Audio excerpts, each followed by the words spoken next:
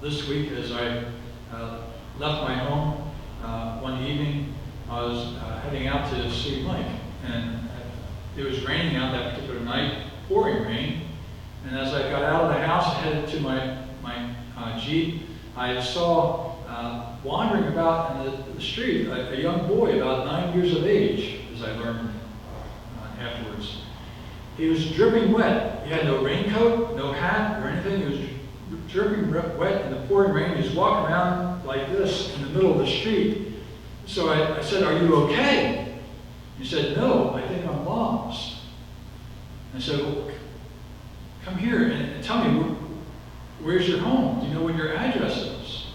And he told me, and in my mind, I couldn't figure out where exactly that was at. So I decided that I would call for the police. I called 911 and asked for a car to come and to take him home. And indeed, as we sat there, I got him a towel. We stood outside my porch, and I got him a towel, got him dried off a little bit. I offered him my coat, but he didn't feel like he was particularly cold. And finally, the police officer arrived in this nice Jeep. He steps out of the Jeep, and this young officer who's physically fit, and very handsome, and he looked like he was a father, and he knew just what to do for this boy.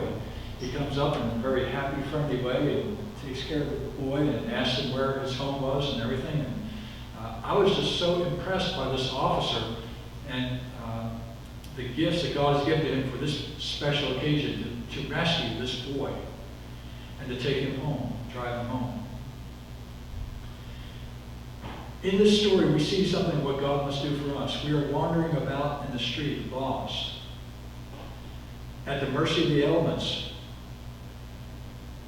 The first thing we need to recognize, however, is that we are lost and we need help. Except we come to that point in our life where we recognize that I am indeed lost and I need help beyond what I can do because I don't know where I'm at.